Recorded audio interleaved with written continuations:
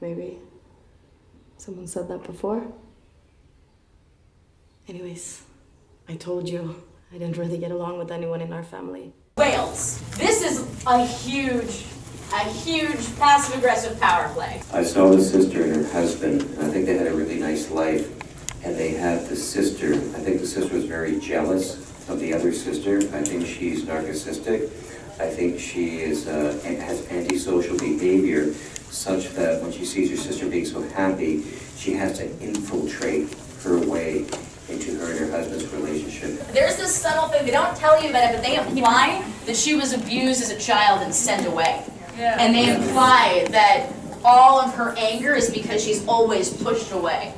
Yeah, I was gonna say that that's a really shrinky version of what I saw, which was a woman dealing with extremely deep trauma and extremely like a lot of socially projected stigma onto that trauma, and not only from a familial perspective, but from a bicultural perspective. Wherever she's been sent away to, it's been made very clear throughout the narrative of this film that, you know, the trauma was supposed to be erased, but what actually ended up being erased was her heritage, her culture, her connection to her family, right? She definitely speaks with a much more Americanized accent, but, you know, where she went is that mystery is not really what needs to be uncovered. What needs to be uncovered is the mystery of what's lasting within her to cause these outbursts, to cause these so-called antisocial behaviors, when in reality what she's doing is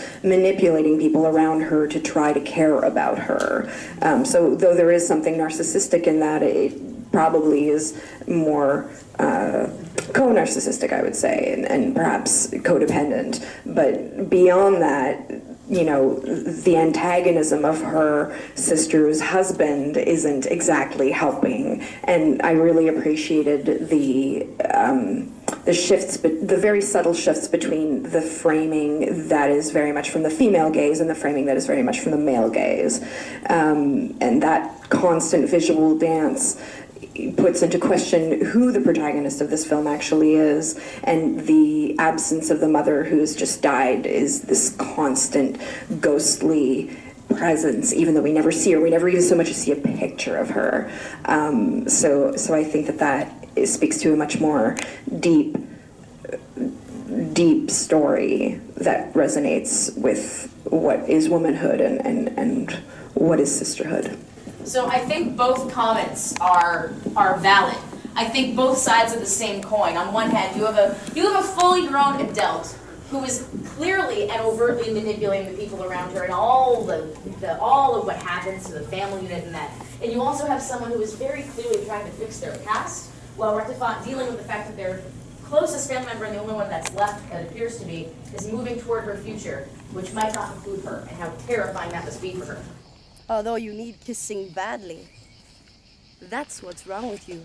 You should be kissed and often, and by someone who knows how. So what I noticed was the power person was actually the wife, because everybody wanted her attention. And it wasn't really the younger sister. Obviously she had been abused somehow, mentally or whatever. The older sister felt responsible, or younger, and she was being pulled in two directions.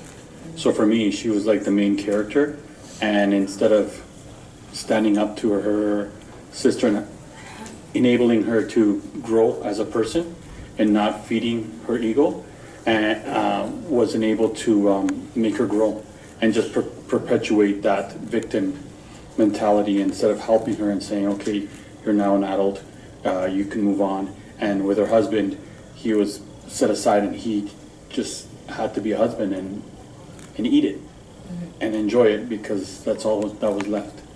She's the territory that's being fought over by these two planes. It's a war. Mother-daughter whale, or a mother and child, and that there's that red splash, and that when they're swimming, her bathing suit is red. Did anyone catch that kind of motif?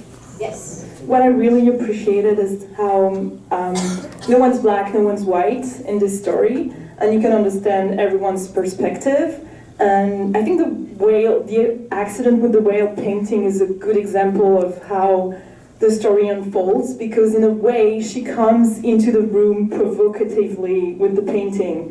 In a way it's just like, oh, this is not about you painting your baby's room, it's about the whale again and what I'm doing for my sister.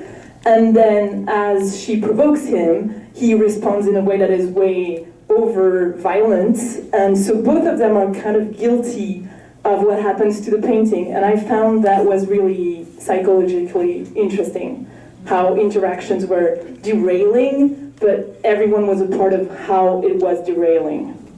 It's a massive chess match, and she's a master of the protean gesture, right? Like, I'm gonna say one thing, oh, why are you mad at me for saying the thing? Like, and it's very subtle, and it speaks to both the directing and the acting on all characters, and the writing, of course.